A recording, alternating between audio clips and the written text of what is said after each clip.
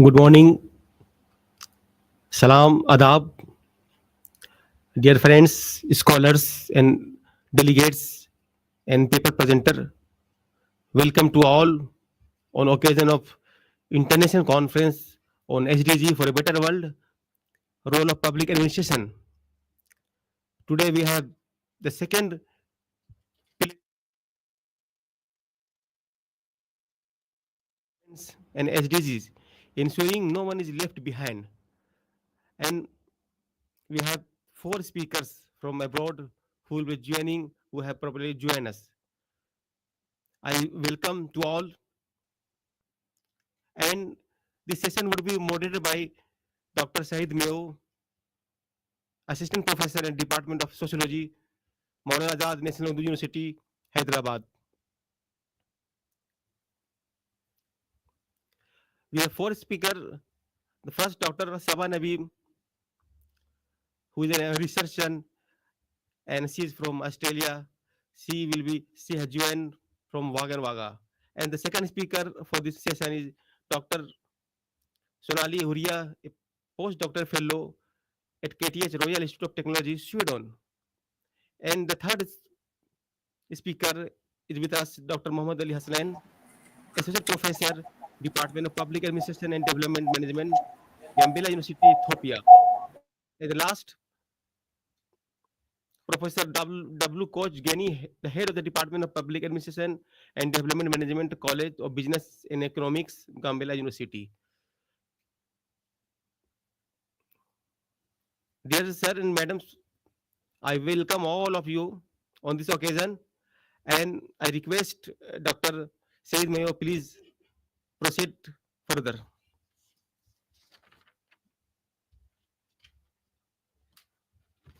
Uh, Thank you, Dr. Raza. Uh, well, it's a great honor to moderate this session. I'm really thankful to the organizers of this conference, Professor Najullah and Dr. Ahmed Raza, for giving me this opportunity to moderate this session and getting an occasion to interact with some of the finer minds who have joined us from different parts of the world. And this is a truly international session, and I hope that this will add a great value to this two-day international conference on sustainable development goals for a better world, role of the public administration. Friends, audience who have joined us online and who are available,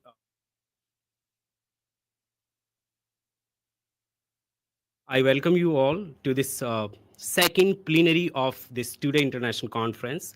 The theme of this plenary is inclusive governance and the sustainable development goals, ensuring no one is left behind.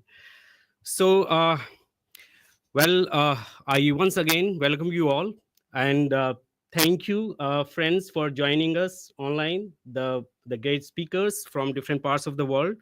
We have four speakers, as Dr. Raza little earlier he told us all. Dr. Saba Naqvi, Dr. Sonali Huria, Dr. Muhammad Ali Hussein, and Professor W.K. Gani from Ethiopia.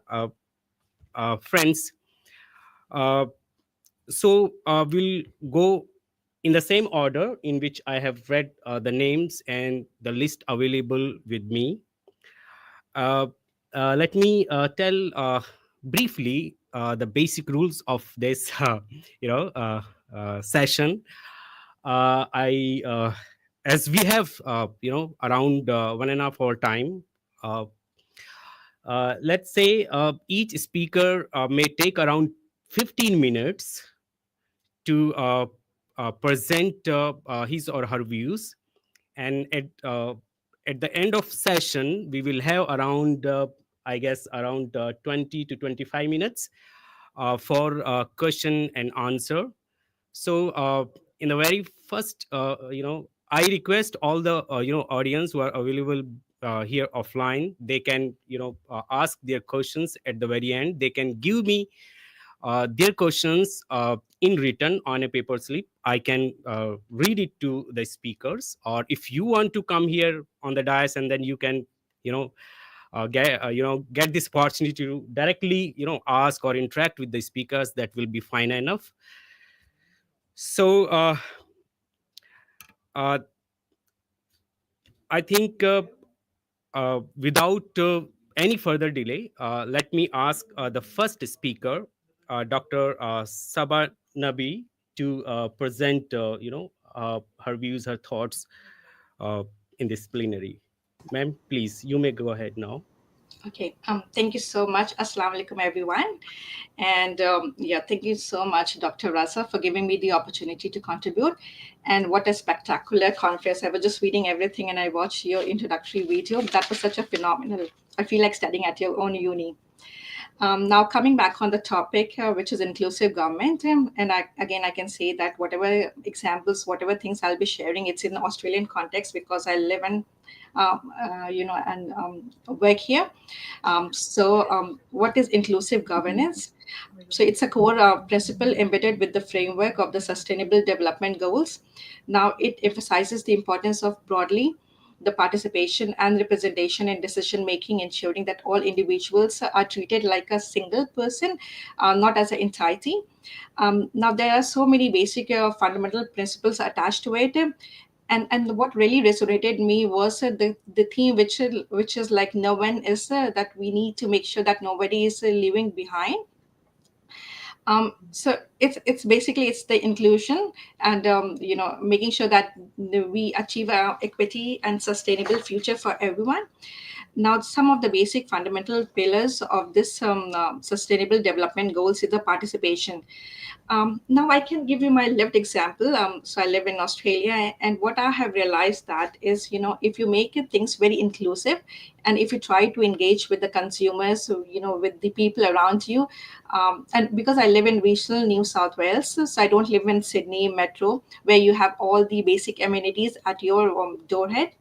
So I live in regional place, and then making sure, and because I'm a health professional, so we always make sure that whatever policies we develop, it has got the the core or the heart of the consumers for which we are going to implement all those policies. So I always make sure that when we are launching any policies or any advocacy roles, it's very inclusive. So we try to develop all the focus group, the consultations, the forums, and we always make sure that it has got people from from disability, from marginally realized groups, the women's the younger generation, as well as the people from the culturally and linguistic background, which is like us, the migrants. So I always make sure that whatever consultation or whatever participation we have, it is very inclusive. It touches each and everyone, and we always make sure that we don't adhere to one size fits all. So we always make sure that we reach to each and individuals as an individual, not as a commodity. So that's very important because it's always important to understand the perspectives and the challenges and the gaps of in the individuals. Now, the second aspect is accountability. So I came to Australia as an international student, and again, I know all the universities, the hospitals, the state and the federal government agencies.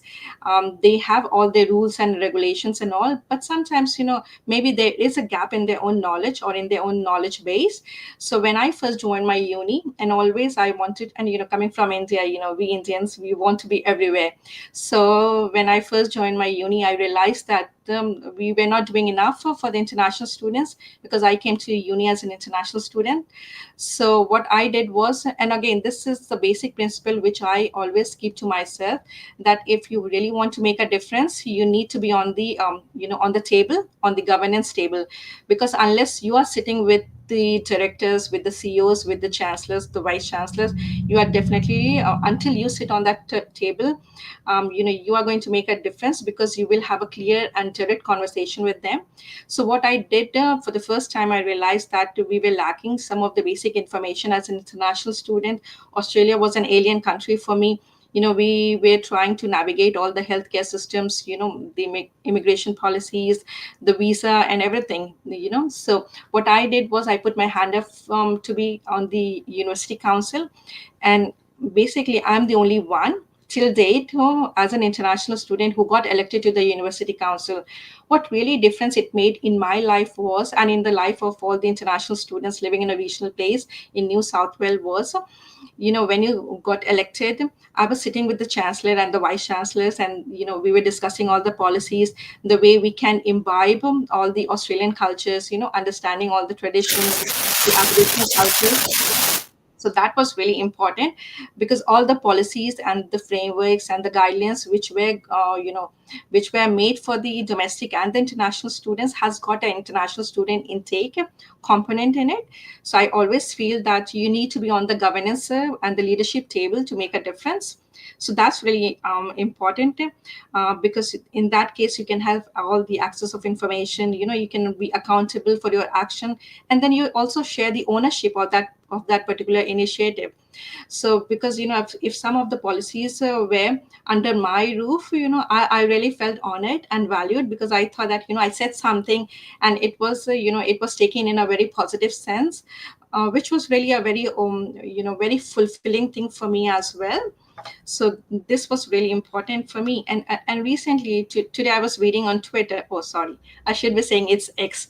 So today I was reading on X that we have got the first student ombudsman. And I don't know if you know about the ombudsman. So they are the independent complaint person, where you can always have if I'm not happy with my uni, or any of the student is not happy with the uni, rather than going to the uni, because sometimes you feel that you might be marginalized, or there might be some racism or intolerance in the uni, you can go to an independent person. So that's an ombudsman.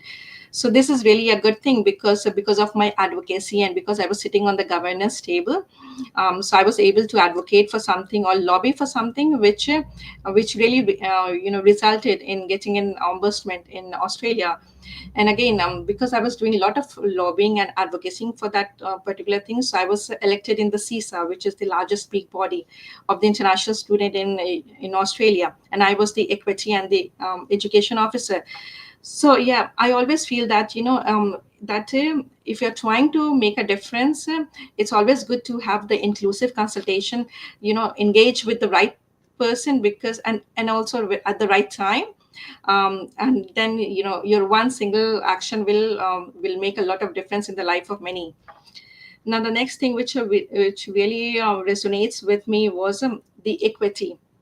Being a health professional, I always feel that health and education are two things which need to be very equitable, and it should be easily accessible by everyone, whether you live in a metro city, in a regional area, in a very remote area, where you might have a telecommunication challenge. So I always feel that equity is very important, and also if you feel that equity is important, then you really work for it, because uh, and I can quote an example here that we always wanted to make sure that health is accessible by all.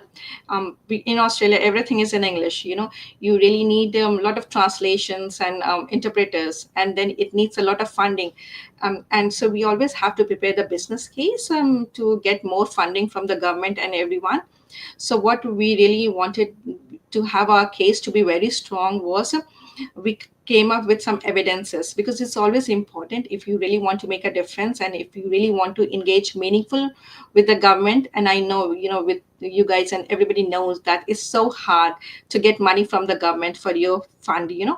So we always wanted to have extra funding from the government, and making sure that whatever language we speak, it's very clearly communicated.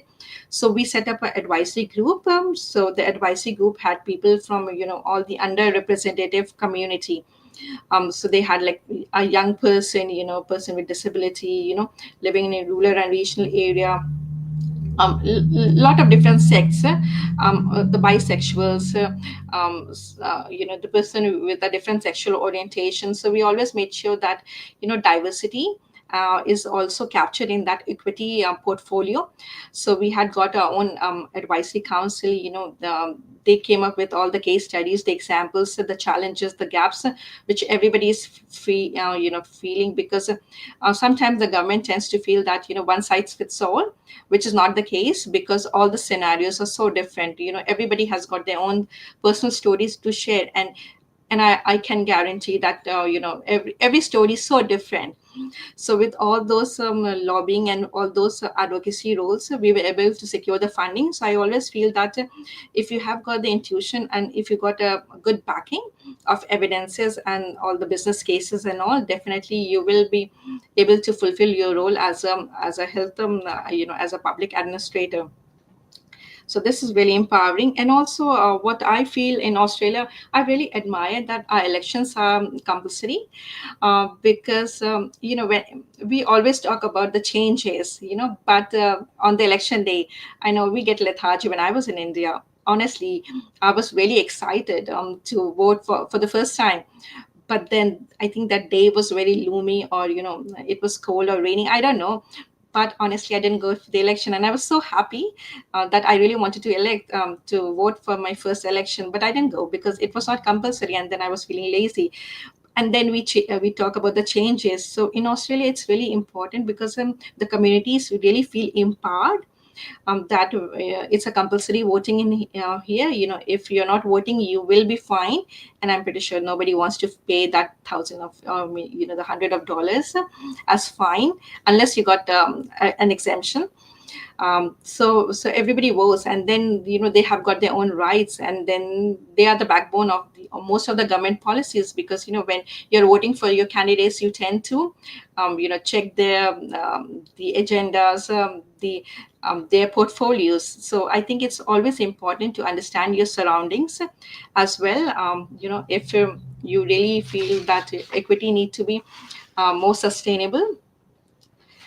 Also, what I feel that effective inclusive governance needs partnership and collaboration. And again, I feel that this is really important because in Australia, we have all the grant systems. The government gives MRFF, all the public health grants, and many other grant systems here. And also, I know that there are so many other departments whose main motto is to provide, in Australia, we had the bushfires. So we had Resilience New South Wales, where they give grants to the, and, assistance, the flood assistance to the community. And they have got their own department. So it's always good to, engage and collaborate with different agencies, but also making sure that the fund is being allocated to the right person. So what I really admire here is, they have got their own departments, but they have also got their own consumer bodies in each departments. And also they have, they check with the councils, with the caretaker of individual councils. So this is really important, if you're engaging with the right councils and also a right person. But also with the grants, what I really admire is most of the grants, when you are writing the grant application, consumer is embedded in it, because ultimately you will be getting the money for the entire community. But if it's mostly for the researchers, they tend to have a different mindset. So I know recently with the health assessment grants, they need to have a compulsory components of including consumers on their research application. And also when the research application is being assessed, they are assessed by a set of consumers, which is really good, because in that case, because a consumer is not a health professional, so they won't understand the medical terminologies, the jargons and everything. But a consumer is a community member, so they really need to look at the assessment grants, and they need to check if the money which they are paying as a tax is going in the right direction. So I always feel that it's always important to have right collaboration with different agencies. Like previously, I said that I live in regional New South Wales. Also, I'm the only regional board member on Multicultural New South Wales, which is the largest peak body for all the multicultural and ethnic community in Australia. So I really feel privileged. but also I feel empowered because I always feel that with my inclusion, nobody in the regional community is lagging behind in getting all the information, in getting all the resources from the government agencies, because the government agencies are making everything which is being provided to all the people living in rural and remote areas. So this is something which I really admire. I've put my small notes, so I'm just checking in case I have not missed anything. Now, also, I know with the inclusion governance lies the principle of social justice, because again, even though we develop all the fancy reports and everything, but if it's not distributed equitably among the community, then there's no use of us, taking credit for those developed resources. So I always feel that it's always important to to check with the community. Am I going over time? No. To check with the community, if they're getting all the resources and everything. Also, capacity building is very important to check. It's an important element of the inclusive governance. Now, with capacity building, I always feel that it's always important to upskill the health professionals. I mean, um, upskill not the health professional, in fact the entire community, because capacity building is you need to understand each and everything, because until you understand any document or any policies or any directives, even if that person has got a lot of year of experience, but still if they're not upskilled with the latest trends, they won't be able to create any innovative technology or any innovative directions. So I always feel that it's always important to upskill yourself. And I'm really lucky that I know in Australia, with different departments, you have to keep on renewing your professional development calendar, which is really good.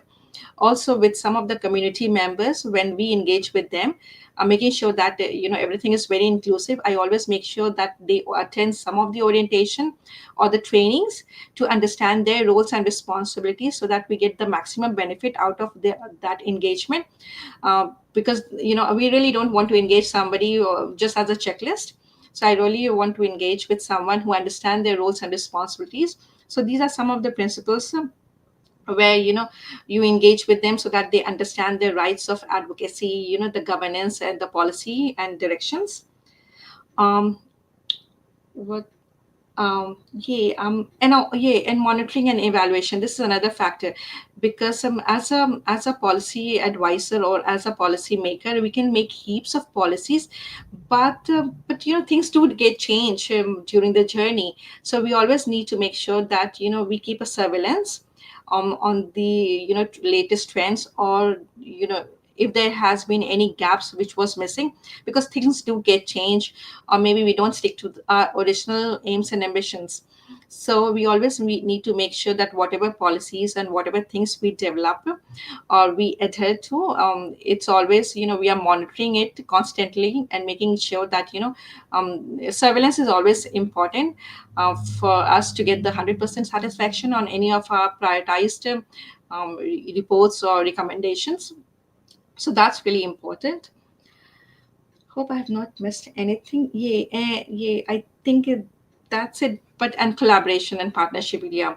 Because I always feel that inclusive governance is essential for the successful implementation of the Sustainable Development Grant, and ensuring that nobody is left behind. And I can guarantee that and I stick to one principle, that no one can make you feel inferior without your own consent. So if you have got and things do take time. So Rome was not built in a day. So if we stick to our goals and ambitions and our directives, definitely we will, yeah, achieve our goal. Apologies if I took more than enough time, which was allotted to me. Yeah, thank you. Thank you. Joined us later, Dr. Sabha from Australia. She has shared her experience, her views, and understanding on the issues of equity, inclusion, and ensuring social justice. These are the key pillars of attaining sustainable development goals. And she has given quite an enriching understanding how one can being part of the governance can make an effective contribution or the breakthrough contribution in the society by ensuring justice, inclusion. And she has rightfully highlighted the issues of awareness, issues of capability building among the people as well. So thank you, Saba, for such a wonderful deliberation. Now we'll move to the next presentation. Dr. Sonali Huria from Sweden. Please, ma'am. Now over to you. You may Yeah, present your paper now, please. thank you very much. I hope I'm audible to everyone. Uh, Good morning. My name is Sonali Huria, and I'm very happy to be part of this important conversation on the Sustainable Development Goals, especially as we approach the last remaining years until 2030, for which these goals have been envisioned as part of the United Nations 2030 Sustainability Agenda. Before I begin my talk, I'd like to extend warm greetings to my fellow panelists, the organizers of this conference, the Department of Public Administration at the Maulana Azad National Urdu University, and to everyone present in person and attending virtually. Thank you for this very kind invitation to speak to you today. Thinking of Sustainable Development Goals, or SDGs as they're commonly known, for today's session necessitated for me a reflection on the history, or histories, if you like, of the post war development of international organizations, laws, and norms, and the experiences and contributions of countries of the global south, including India, in developing a regime of international governance that would give to these newly decolonized nations an equal voice. The SDGs, which have broadly been envisioned to achieve progress under five overarching categories, often called the five Ps, which is people, planet, prosperity, peace, and partnership, build upon decades of international efforts and painstaking work undertaken collaboratively by countries of the global north and global south, together under the aegis of the United Nations. Contrary to popular understanding that sustainability entered the international lexicon following the 1992 Rio Earth Summit, many would trace the earliest efforts to the first World Conference on Human Environment, hosted by the United Nations and its member states in Stockholm, a city where I'm presently based, in 1972, when environmental issues made their appearance in significant ways internationally. To take an even more holistic and historical view, the thinking around and development of international norms related to human rights, social, economic, political, and environmental justice, democratic rights, and freedoms have an even longer tradition in international governance thinking and are inextricably entangled with questions of the sustainable existences of present and future human and non human lives. Thinking of SDGs for today's conference also necessitated for me a reflection on recent events and processes that have increasingly revealed the fragilities and fractures in the global institutional consensus, often referred to as the liberal international order, from which the SDGs have also emerged. The assumption of power by the Trump administration in the United States in its earlier and more recent avatars, attempts to undermine democratic processes, an escalation of narrow nationalisms across Europe in response to waves of humanitarian crises, the resurgence of far right populisms from Hungary to the Philippines to Brazil, the Russian invasion of Ukraine, and the unrelenting Israeli attack against the Palestinian people have worried scholars and practitioners alike about the credibility and resilience of international organizations, laws, and norms.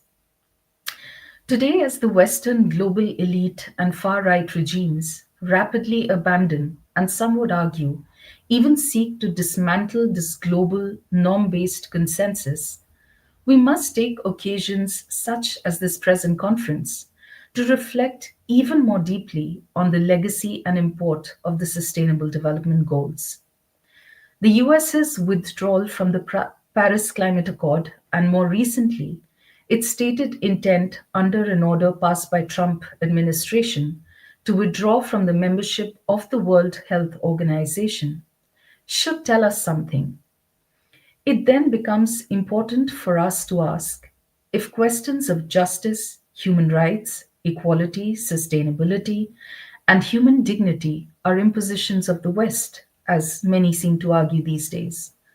Or is it the case that the global, including the Western elite and authoritarian regimes, are themselves engaged in a brazen dismantling of the institutional and legal frameworks that were brought into existence through the grit and assertion of marginalized peoples and decolonized nations of the global south, in which India played a pivotal role? It is against this larger backdrop that there is need to rethink the SDGs and the rich institutional legacy they have inherited and emerged from, as well as the reasons why they appear under serious question today. Apart from the larger political developments that I described earlier, persistent economic disparities, conflict, unequal access to education and healthcare, discrimination based on gender, race, and socioeconomic status have continued to hinder progress towards many of these goals. Tackling inequality is not only a goal in and of itself, but also a means to achieving other goals. According to the latest Sustainable Development Report 2024, globally, on average, only 16% of the UN's SDGs are on track to be met by 2030. The report states that there has been a stagnation in progress since 2020, in large part due to the devastating global COVID-19 pandemic and other factors. Particularly off track are the goals of zero hunger, sustainable cities and communities, life below water, life on land, and peace, justice, and strong institutions. Given these histories and these recent developments, the theme of today's conference, Leaving No One Behind, acquires even greater urgency and resonance for all those of us who are pondering questions of sustainability, of dignified human existence, and of ensuring a livable future for generations that are yet to come. The framework for the 2030 Sustainability Agenda recognized that equality and non discrimination lay at the core of sustainable development, to achieve which it was imperative for states to address income inequalities, promote social, economic, and political inclusion of all, eliminate discriminatory laws, policies, practices, adopt policies, especially fiscal, wage, and social protection policies, and progressively achieve greater equality. There can hardly be any disagreement on the vital connection between an effective public service or public administration and the accomplishment of the UN's 2030 Sustainability Agenda, which is pivoted on achieving the SDGs, which are themselves an expansive set of 17 goals, 169 targets, and 231 indicators.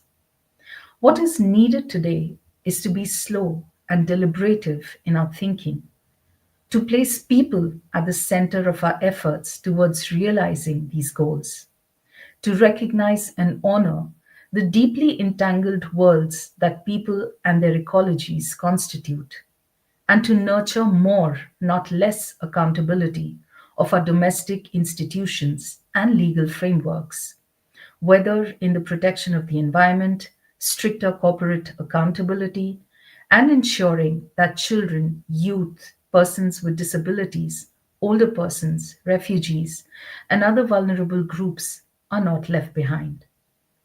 I'd like to conclude by quoting the UN Department of Economic and Social Affairs on the importance of public services.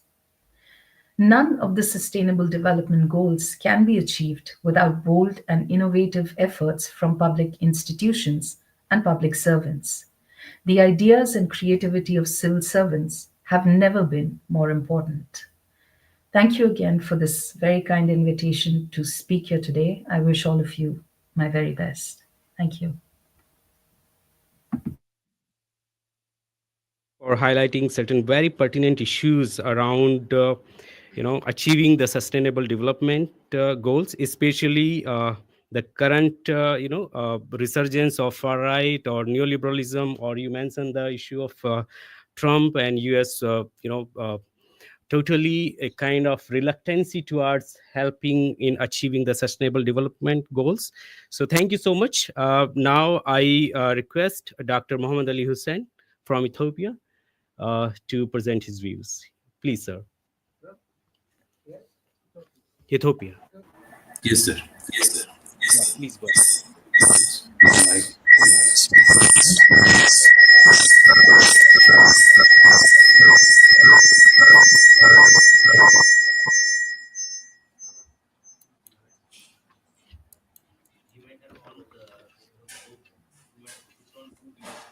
Is it okay? Sir, it seems there's some mic issue at your end.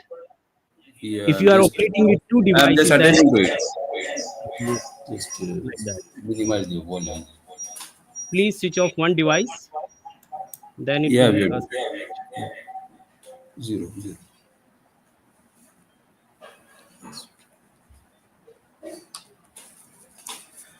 Is it okay now, sir? There is an echo. No, it's okay. Yeah, please go ahead, sir. Okay.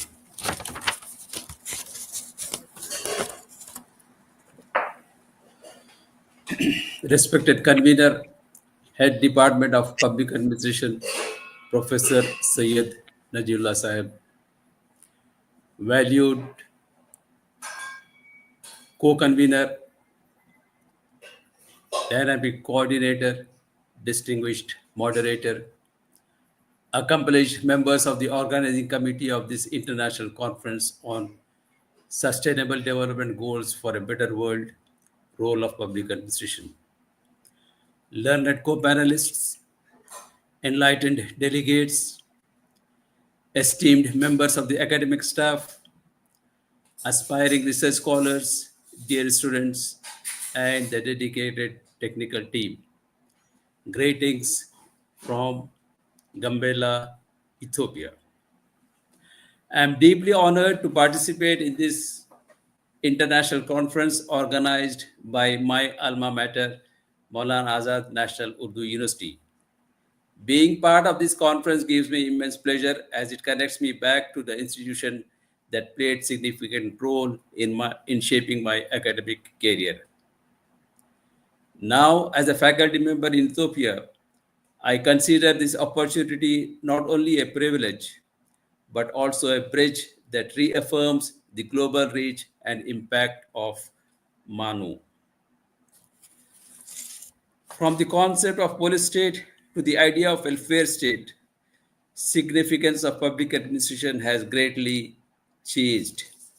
Beyond law enforcement, today we are involved in multiple welfare activities,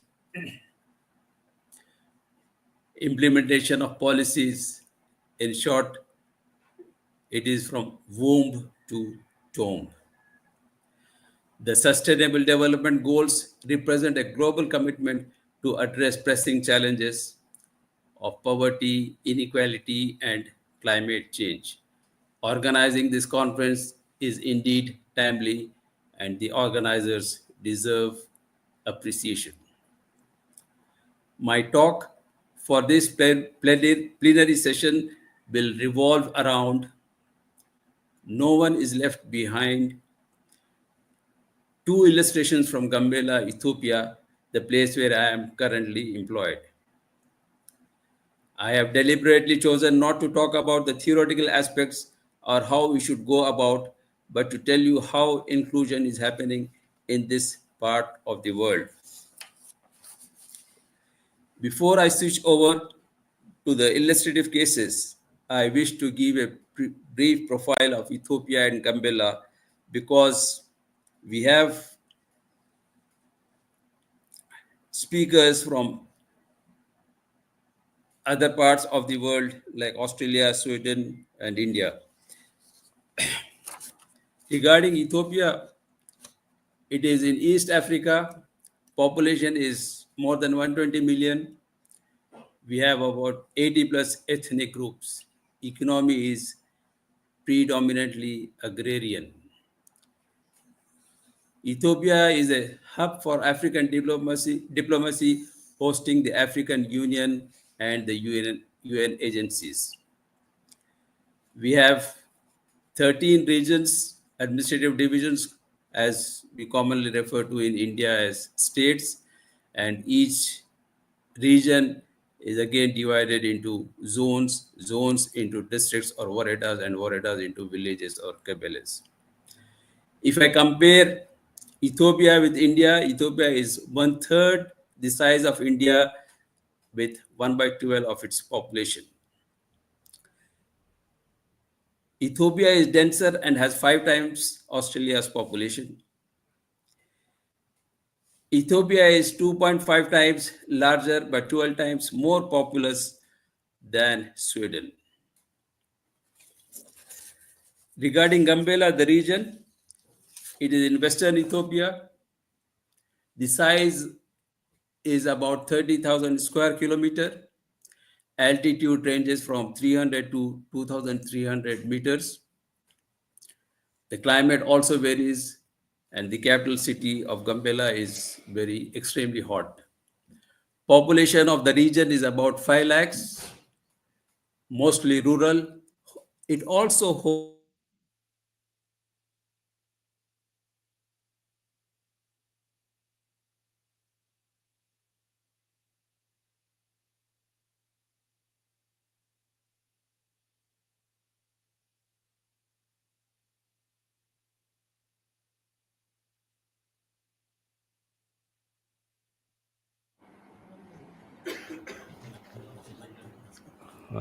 there is a Okay. connectivity problem. Yes, Gambela, please go in on. terms Yes. of area, is about 3% of Ethiopia. Only 3% of Ethiopia. Ethiopia population is less than 1% of Ethiopia.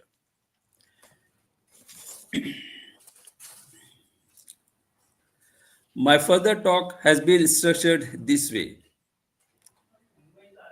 Number one, how UN is supporting sustainable development goals in Ethiopia at the national level and at the regional level.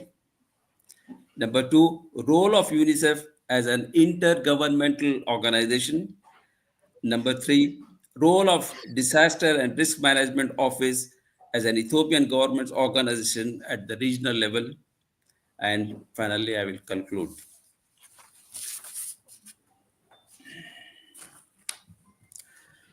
As regards how UN is supporting SDGs in Ethiopia, Ethiopia volunteered to participate in 2017 voluntary national review on SDGs. 43 other voluntary countries joined. Ethiopia presented a draft report to the UN authorities, and this draft report was made or prepared in consultation with stakeholders, including government institutions, parliamentarians, political parties, private sector, civil service organizations, and development partners, namely international non-governmental organizations. Ethiopia is currently formulating a 10-year perspective development plan for the period 2019 to 2019-20 to 2029-30, fully aligned with 2030 agenda and sustainable development goals. National task force has been constituted consisting of steering committee at policy level, at technical committee at the technical level. The steering committee provides strategic guidance and policy support. The standing committee is co-chaired by the Commission of Planning and Development Commission, similar to Planning Commission in India, and the UN Resident Coordinator. The standing committee is composed of relevant sector ministers, heads of UN agencies, private sector, and civil service organizations at appropriate level. Technical committee supports planning, implementation, monitoring, and financing the SDGs. At the regional level, we have the concept of coordinated clusters. In every region, there are 6 coordinated clusters, namely health and nutrition, WASH, coordination cluster. WASH is an acronym of water, sanitation, and hygiene. Food coordination cluster, protection coordination cluster, shelter coordination cluster, education coordination cluster. Each of these colored clusters is generally headed or led by one of the relevant UN agency. For example, health and nutrition is led by WHO as World Health Organization as head or convener, and 4 other UN agencies. Similarly, Education Coordinate Committee is headed by a Bureau of Education Gambela and assisted by 3 other coordination clusters. This is the general background of how SDGs are going about in being executed in Ethiopia and Gambela. Now I will talk about UNICEF's intervention in social inclusion. The context is Gambela. The general mandate of UNICEF, it works in the world's toughest places to protect the rights of disadvantaged children and adolescents, provides financial and technical support to strengthen child protection in Ethiopia, raises awareness about child marriage, child labor, believes inequality starts at birth, shaped by factors such as parentage and place of birth, highlights how early life disadvantage perpetuate intergenerational poverty and inequality, advocates for early intervention and investment to break cycles of poverty. Am I connected, sir? Hello? Yes, sir. Yes, Okay. sir. You're Okay. very well Okay. audible and connected. Please go on. Thank you. Thank you. Thank you. Interventions in Gambela, UNICEF's intervention in Gambela. The first and foremost is access to water and water, sanitation, and hygiene. They commonly refer to by its acronym WASH. And let me tell you, almost all the activities of UNICEF, weightage or due consideration is given to children and women. On an average, about 75% of the beneficiaries happen to be from either women or children. Some of the achievements of WASH products, the WASH project reached 14,000 plus flood affected individuals, facilitated safe water access for 15,000 plus vulnerable community members, provided water supply services to 1,775 internally displaced persons, delivered improved sanitation services to 3,000 refugee students in 4 schools. They distribute wash and non-food items. Wash items are like jerry can, buckets, soap, detergents, and non-food items like bed sheets or cooking utensils.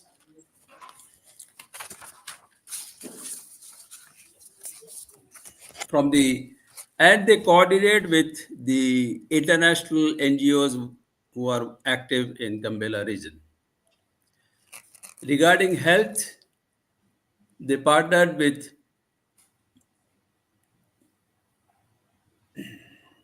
Regional Health Bureau to educate about 50,000 vulnerable individuals, 67% being women. They support refugees and internally displaced persons, more than 5,000. Delivered menstrual health and hygiene services to 2,800 adolescent refugee girls. The new feature of UNICEF is regarding disability. The numbers or the statistics of the disabled persons were included in the general list from until 2023. From 2224, they have made it particular, and they have separated the data from the general list, and they are maintaining uh, exclusive or separate data of disabled persons. This is to understand their specific needs and to reach them in a better manner. Other observations: in one specific case, when an undernourished child was admitted to a hospital for about a week, the mother was so poor that she had no resources for her food. So UNICEF gave 200 Ethiopian birr per day to the mother. The point I'm trying to make is whenever they think of a child, they also think of the mother. Child care and mother care, they get along together.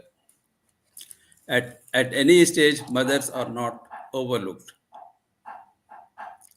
And most of the activities are delivered through international NGOs. Regarding alignment of UNICEF's interventions to the theme inclusive governance, UNICEF's intervention directly contribute to multiple SDGs, particularly SDG 6, clean water and sanitation, SDG 3, good health and well-being, SDG 5, gender equality, SDG 10, reduced inequalities, Goal 17, global partnership. Inclusive interventions, UNICEF's actions in Gambela are designed to include the most marginalized groups, particularly women, children, refugees, and people with disabilities. The emphasis on reaching flood-affected and displaced population, where women and children constitute the majority, supports the principle of inclusivity in governance. By targeting these groups, UNICEF ensures that the most vulnerable are not excluded from the essential services and interventions. Addressing inequality from birth, UNICEF believes that inequality begins at birth, shaped by factors such as parentage and place of birth, ties directly into the concept of inclusive governance. By supporting clearly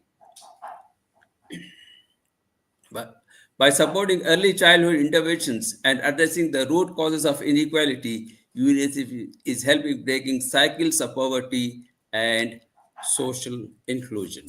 They are also more active towards disabled persons. Regarding no one is left behind, the core principle of no one is left behind is reflected in UNICEF's approach to social inclusion. For instance, their distribution of wash, non-food items, and health education efforts ensures that marginalized individuals, especially women and children in refugee and internally displaced camps, receive critical support. UNICEF's holistic approach, where no one, including mothers, is ignored, demonstrates a commitment to ensuring all individuals, regardless of their background, are reached by necessary interventions. With your permission, sir, I will give one more example or illustration of a government organization, Ethiopian government Please organization conclude. At the regional level. My time is up. Okay. I will just tell you the key point. Uh,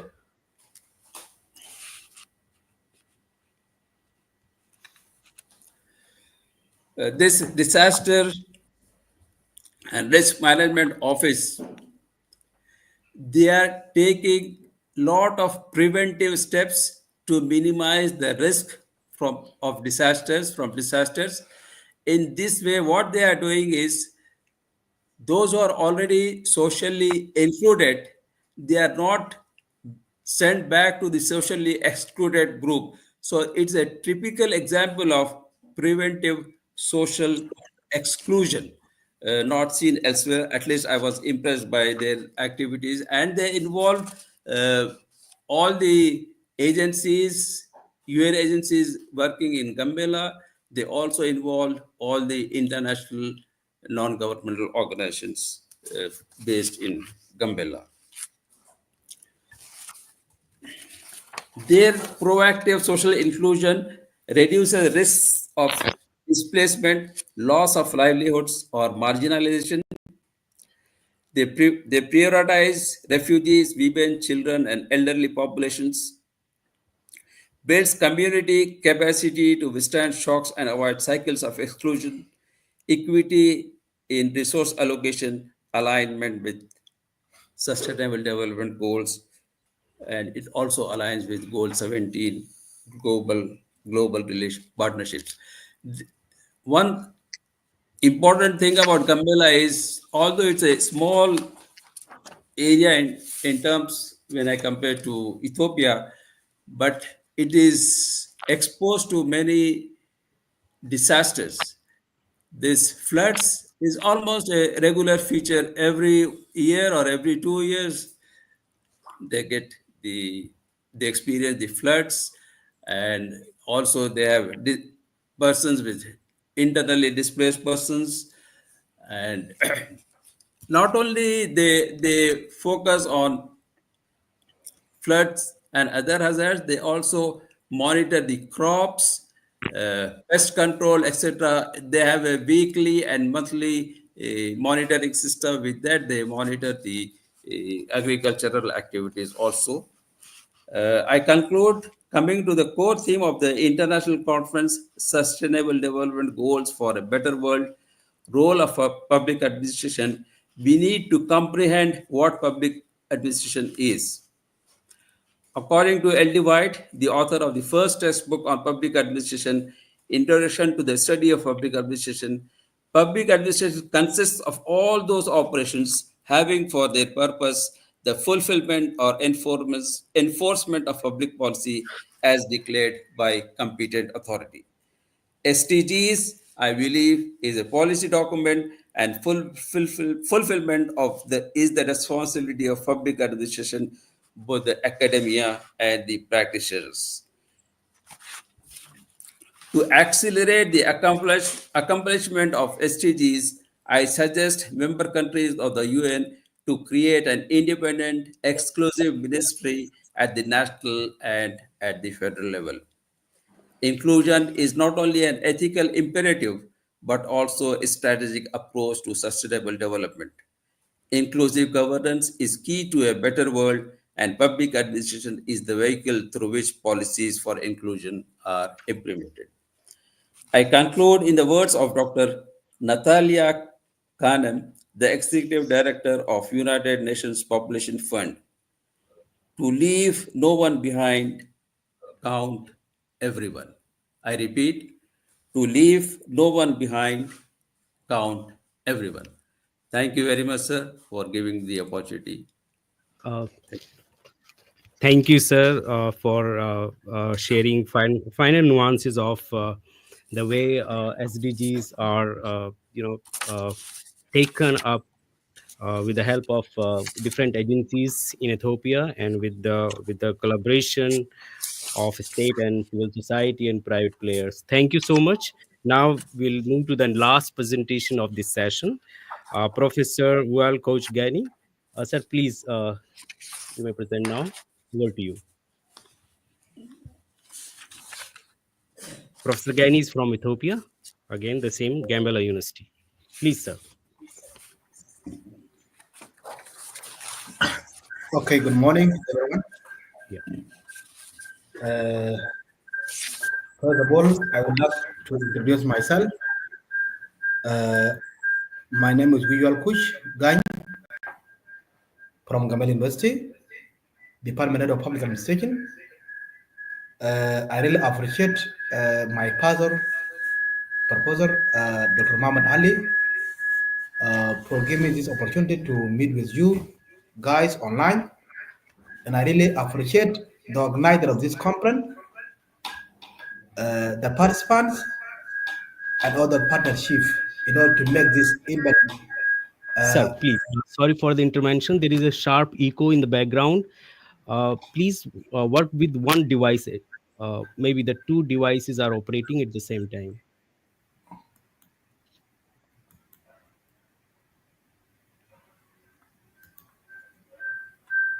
Yeah, still there is an issue.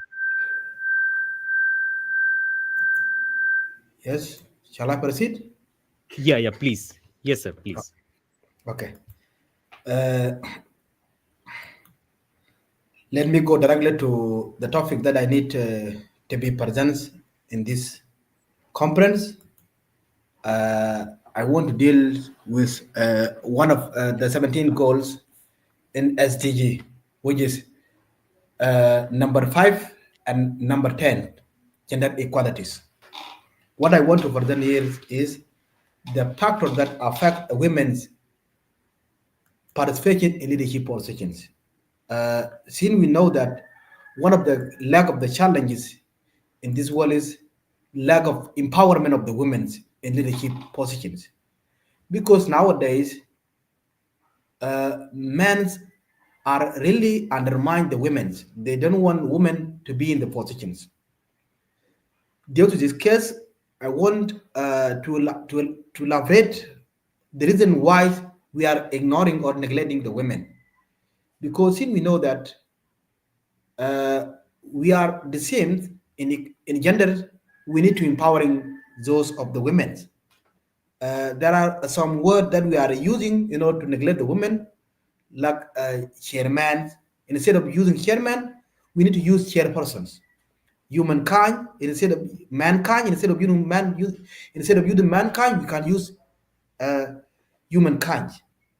Regarding these gender equalities, one of the problem is women continues to be underrepresented in the leadership and decision-making role in Ethiopia compared to men, which means that in Ethiopia, the Ethiopians are ignoring the women.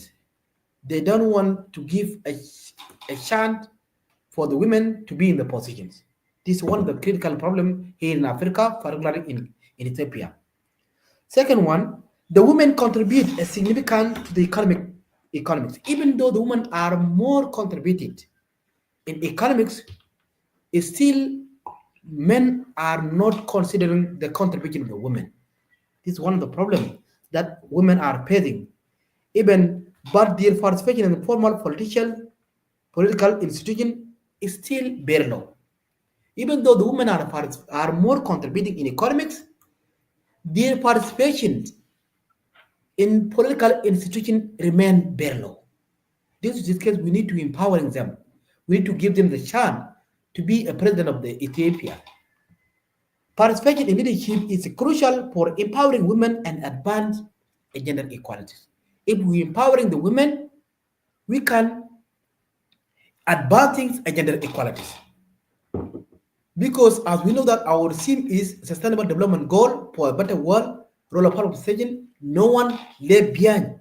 In order to do that, we don't want to leave our women behind. We need to upgrade them. We need to push them to be part in our role in leadership. Women work a longer hour than men. When you compare to the working hours, women are more working hours than us. This is this case, we need to considering their contribution. Another one is the Ethiopia has ratified international agreement on gender equalities. In order to eradicate that one, the Ethiopia are ratifying that we need to empowering the women. We need to give an opportunities to the women. The government has taken a step to address a gender-based inequalities, but women still hold a minority of leadership.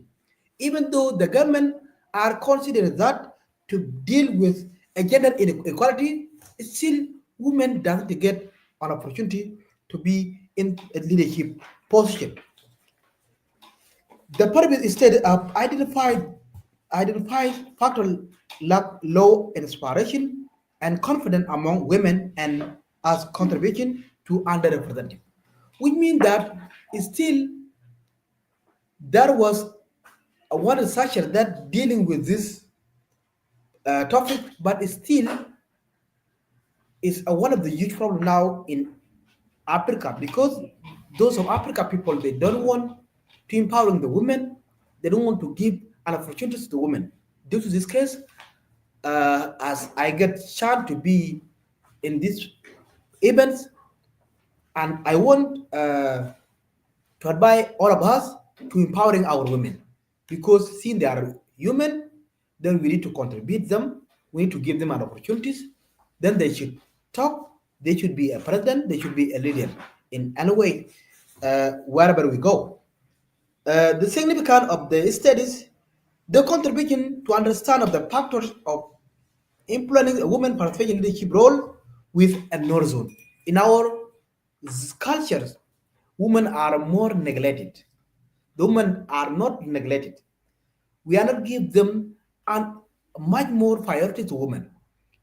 We are ignoring the women, but we need to reduce the inequalities. Provide insightful information about the barriers and challenges women face with ensuring leadership position. There are so many challenges that women are facing in leadership position. Due to this case, we need to reduce that challenge which women are facing in the leadership position. We need to suggest, I want to suggest the strategy for empowering women and promote gender equality in leadership. If we want to make things better, we need to empowering the women by giving them an opportunity to be one of the top leaders in the country. There are a scope of these studies: institutional factors, socio-cultural factors, personal factors, other barriers such as economic, structural, behavior. These are the factors that we are using in these uh, topics. Regarding the consumption frameworks, there are dependent variable and independent variable. Then one of the independent variable is socio-cultural. One of the problems that make women left behind is a social cultural factors, because there are some cultures that ignore the woman. In order to do that, we need to reduce the thing that left women behind in order to be with us. The second one is personal factors.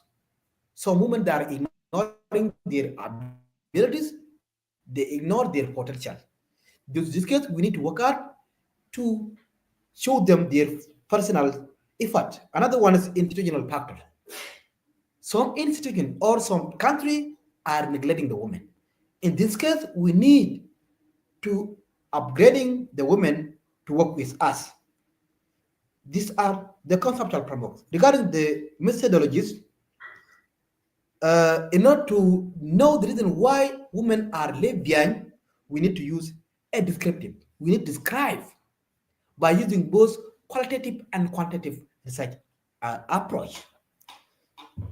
Then we can use this both tool, because we need to know the reason why women are left behind. Maybe if the problem is with women, we need to work on it. Or if the problem is with us, then we need to work with it. That's why we are using both qualitative and quantitative research approach. Regarding this,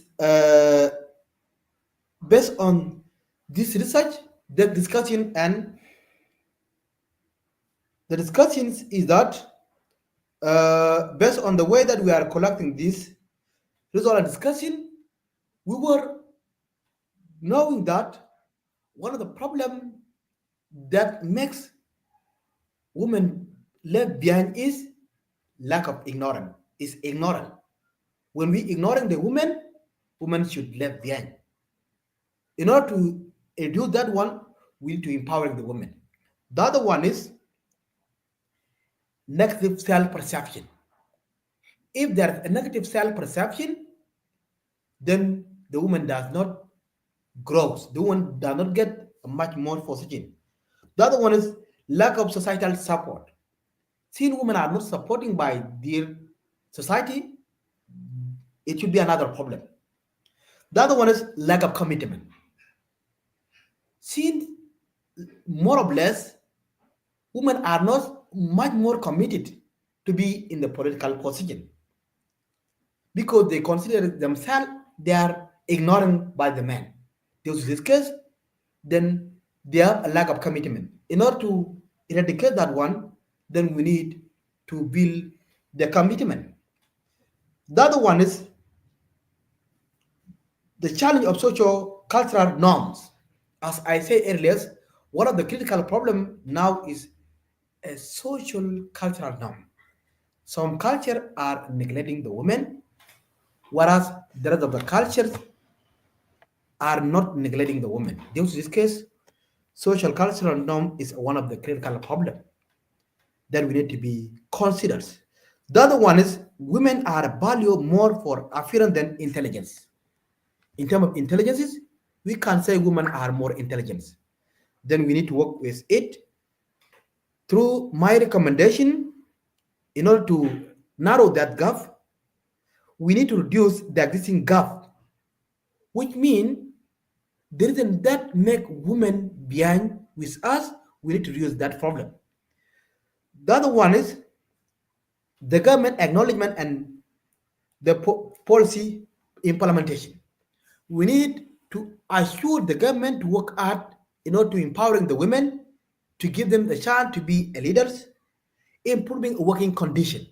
We need to work. We need to improve the working condition. The other one is gender sensitive workshop and training. We need to give them workshop and training to empowering them, to give them the chance to talk in front of people. Women self-belief and competitiveness. Then we need to assure them in order to know their self-esteem.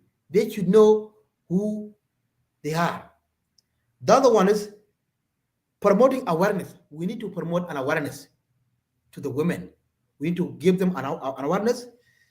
Then they should know that they are equal with men.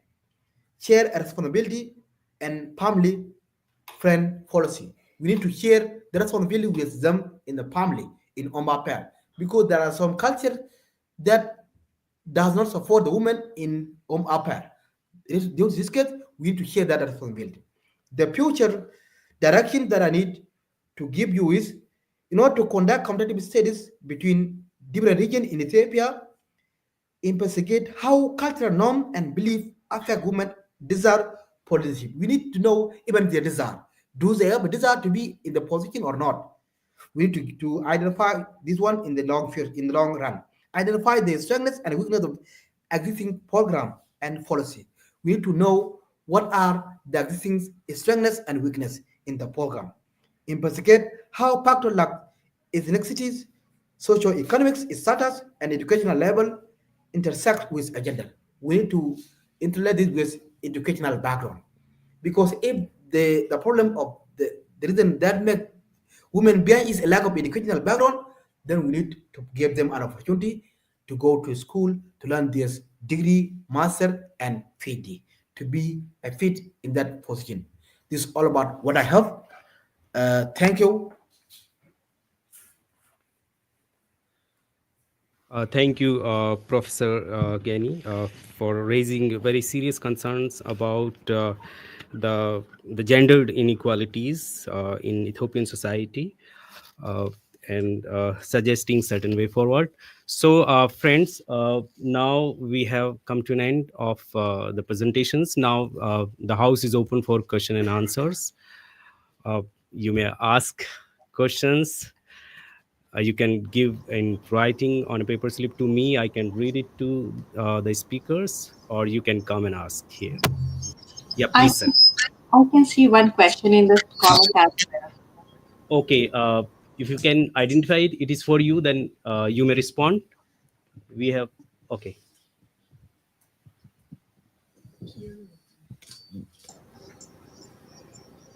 Yeah, you can respond to that question. You can read it out.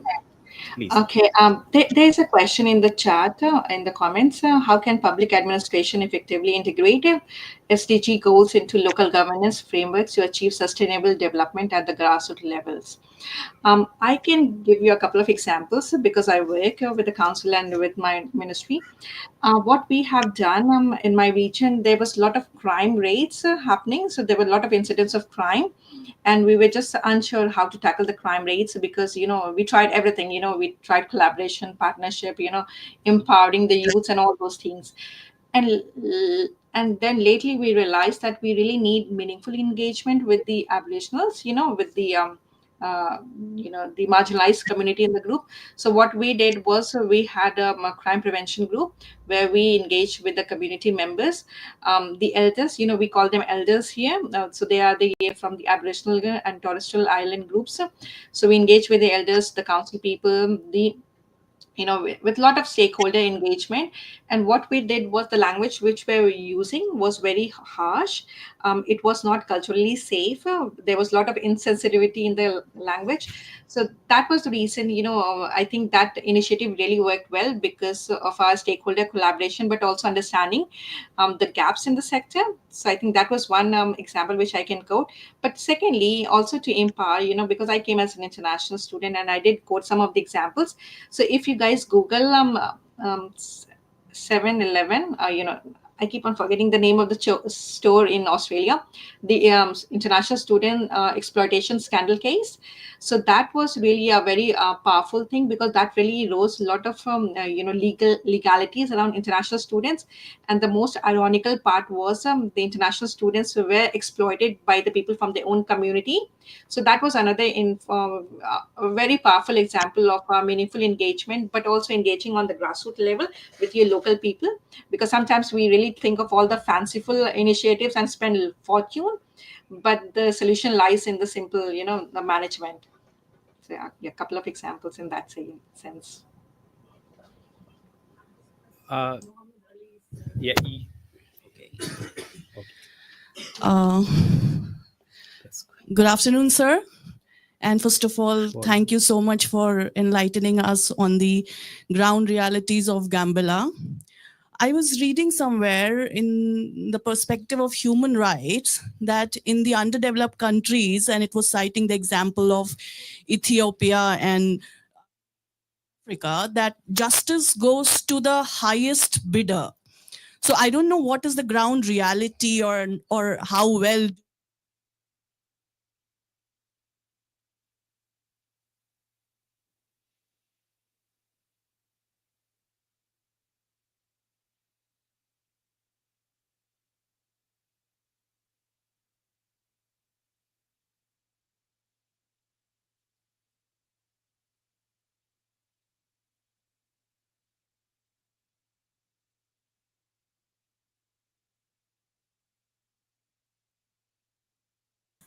Sorry, there is a problem. You are not audible.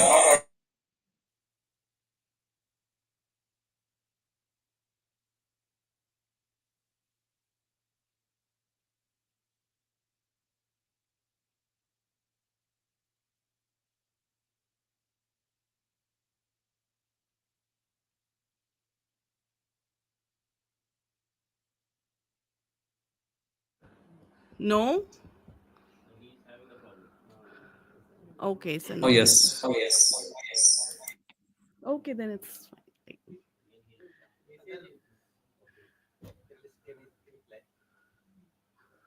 It's freezed. I don't know if you can hear me. Like the video is freezed completely. Yeah, you are audible now. Please continue. Okay, sir. I will repeat my question. I was reading somewhere about the human rights and it is in bad shape in some underdeveloped countries, and especially the mention of Ethiopia was given. So I read that justice goes to the highest bidder. So I just wanted to know from you what is the ground reality, and if it is so, how do we ensure inclusivity? That is it. Thank you. Freezed again?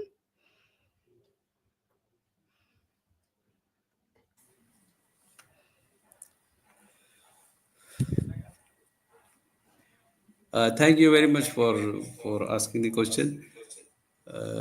you see the corruption is everywhere, in most parts of the world, including developing countries. So indirectly, that is the answer to you. I cannot say directly because I'm not involved in all those issues, but commenting on such issues may not be appropriate. But somewhere, if things are not happening right, it is because of issues other than the administrative issues. Thank you.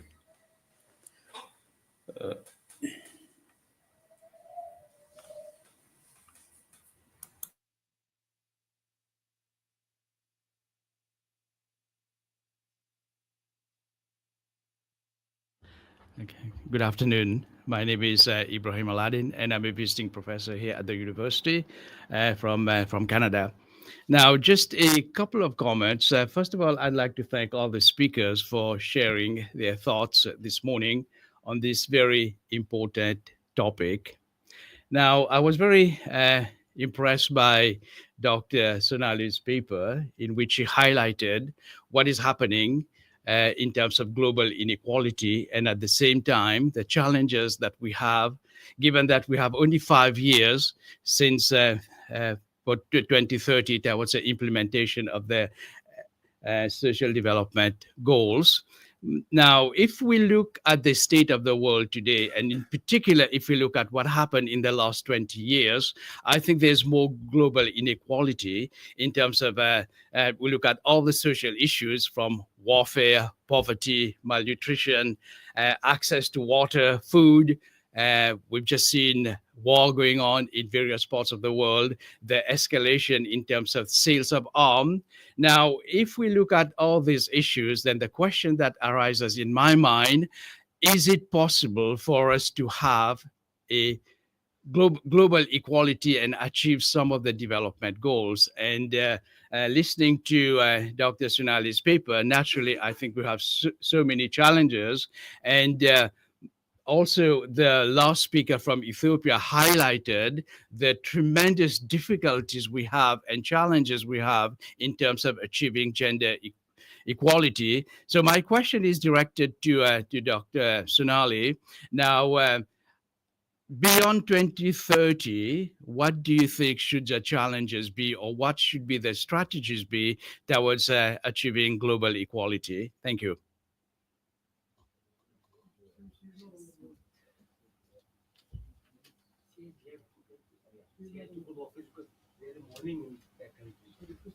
Yeah, actually, Dr. Sonali is not with us. She has to leave the meeting. It's morning, and she has to attend office. So, yeah, I think, yeah, Dr. Saba, would you like to respond to Professor Aladdin's question in case? I'll pass because this is more like academia and I'm a policy person. Yeah. Okay. Thank- So, yeah, Professor Gani, uh, uh, am I audible to you? Professor Aladdin also raised a concern around gender inequalities, which you have discussed. Would you like to reflect briefly on that?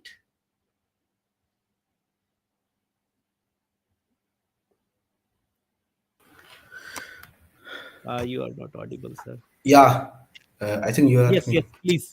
Yeah.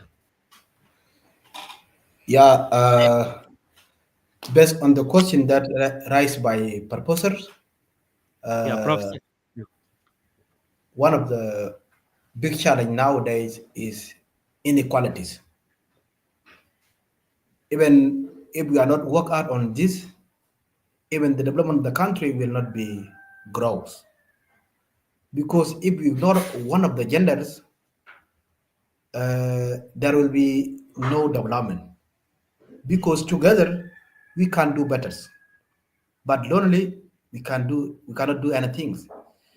Due to this case, I should say that one of the thing that empowering the woman is when we give them an opportunities.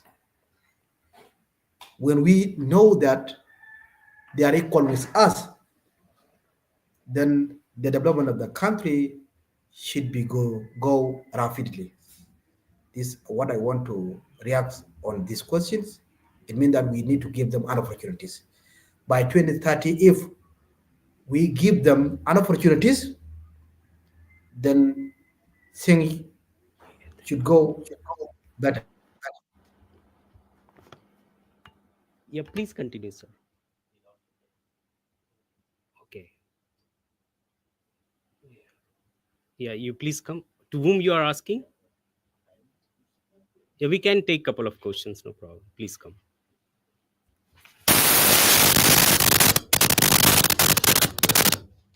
Briefly introduce yourself.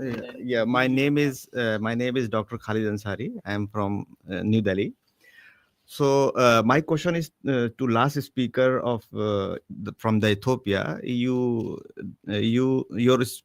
talk highlighted that still there is a need to empower women in Ethiopia. But as per the data available, Ethiopia is the only country which has more than 40% women representation in their House of Representative. So, and I think it's a adequate figure to put women in the decision making. Then according to you, where they are lacking, that they are failed to empower women in a real sense, despite that they have a adequate representation in the decision making. Thank you.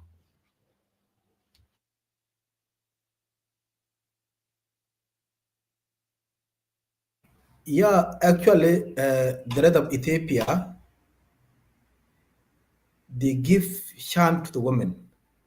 But here in Gambela, one of the region in Ethiopia, they are not practicing it.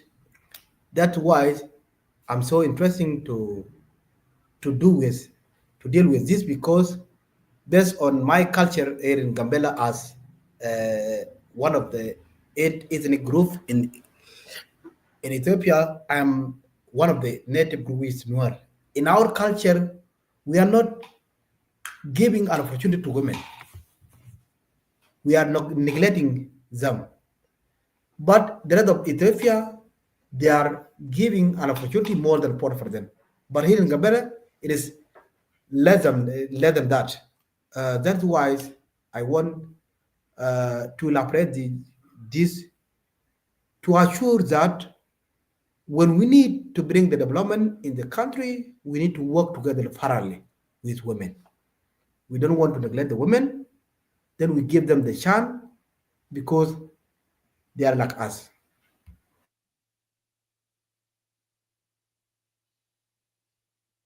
Thank you, Professor Gaini, for your responses. Yeah, please, Professor Najula, you have question? Please come.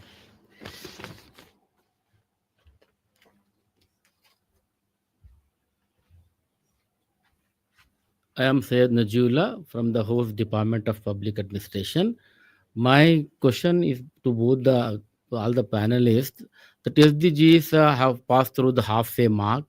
Now it is meant for the poor, and we want to uplift them. My question is it really felt on the ground that is the people know that there is something is being done in their name, in their name, for their upliftment, for their health, for their education, in the name of SDGs? We know many interventions the government are taking up all over the world, but has the SDGs has really made some difference?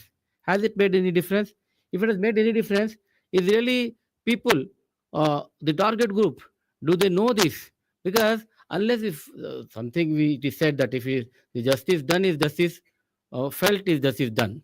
So if you don't feel, so I think somewhere there's a big gap where no, these SDGs are not percolating down. So as a researchers, we have two examples from Australia as a developed country and Ethiopia. Do we have some kind of thing, or we can make some interventions where we see the people whether they are really getting benefits in the name of SDGs, as is making some change? If you have any insights on that, I think that will help as a researchers to probe into this kind of thing, whether it really being whether awareness and all that can be measured. Thank you. So I can go first in the Australian context. So when we talk about the gender disparity, I know in Australia especially, the women are underrepresented. Still, I mean, we had our first Prime Minister, and then she was there just for a few months. Having said that, the disparity has lessened because now still, I mean, less than 20% of the women hold the CEO positions. So we are trying to minimize that. There are a lot of incentives for the women now in Australia. I know the government has come up with an initiative that return to work policy. So if a female employee has been on a leave, if it's a parental leave, any type of week, or she wanted to change the job, there had been a lot of programs for the women empowerment.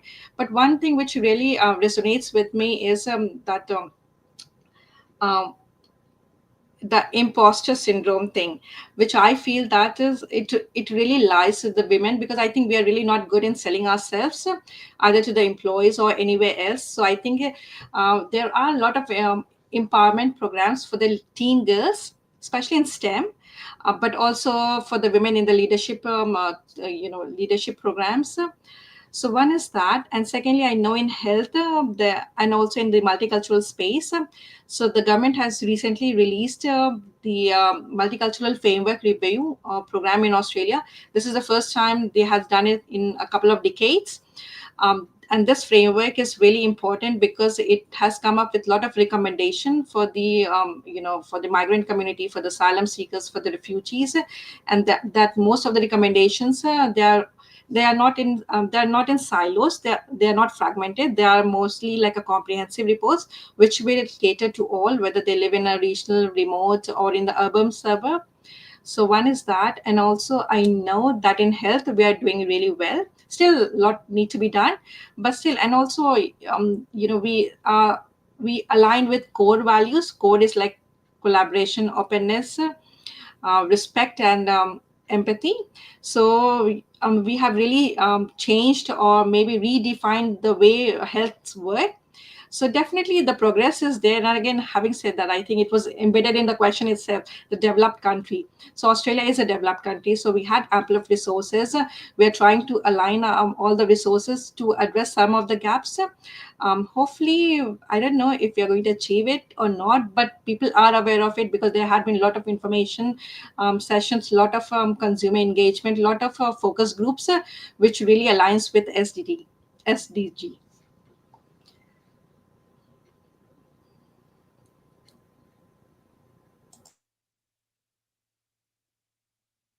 Thank you, Dr. Saba. Professor Gani, do you have any response to the question of Professor Najullah? Professor Gani? Okay. So, any other question, or should we wind up then? Okay. So, I think this session has been quite an interesting in terms of evolving a great understanding around the status of SDGs and what are the challenges towards achieving them. Professor Dr. Sabah Nabi from Australia has rightly pointed out the issues of equity, inclusion, social justice, and she has highlighted the need of governance with collaboration, inclusion, inclusive approach, and empathy. That was quite an interesting take. And we have another presentation by Dr. Sonali Horia. She's not here with us. She has to leave, as I informed you earlier. She also raised a very critical, approach towards achievement of SDGs. Especially, she highlighted the current development with related to what Trump has taken a new stance towards withdrawing from WHO and taking a very radical step not to contribute to the the efforts of the global efforts of on climate change. So that is really very a great challenge towards achieving, because if this arrogance from the global north will come, how then sustainable developments will be achieved, which is a global responsibility, which is a responsibility of all. Millennium development goals were earlier referred to only the developing countries, but these goals, called as a global goals, is a responsibility of all, a collective responsibility. So Dr. Sonali rightly pointed out certain issues around that. And then we have a presentation by Dr. Muhammad Ali Hussein from Ethiopia. he has shared a very deeper nuances how the country is making efforts toward achieving sustainable development goals, especially with the help of UNICEF and other UN agencies. And then lastly, Professor Gani very aptly highlighted uh, the need of a gender just society. So how the gender inequality should be curbed towards speedy achievement of sustainable development goals in Ethiopia. So there are real dangers, of course, and 6 years are left in the target, and still we are making very less progress towards achieving the sustainable development goals. As Dr. Sonali highlighted, only 60% of the sustainable development goals are on track towards achieving their full potential. So then recently I was just reading a text by Joseph Stiglitz, The Road to Freedom, Economics and the Good Society. He has also aptly highlighted the resurgence of neoliberalism, or the very ferocious capitalism which is taking place, and the states are actually cutting their budgets, their funds, and there's a huge onslaught on the distributive justice or the social justice or inclusive growth, which should have been undertaken by the state with their welfare approach. So I think this session has, I think, achieved its aim by highlighting certain important issues, and I'm again thankful to all the speakers. I thank Professor Gaini, Professor Hussain, and Dr. Saba for and of course Dr. Sonali for their wonderful deliberations and sharing deeper nuances from their own experiences, being in working in different parts or different areas of their research interest and different regions. So thank you, and thank you all the audience for being with us and raising interesting questions and making this session quite discuss a kind of discursive, in its nature. So thank you. I stop here. Thank you very much, sir. Thank you. Thank you.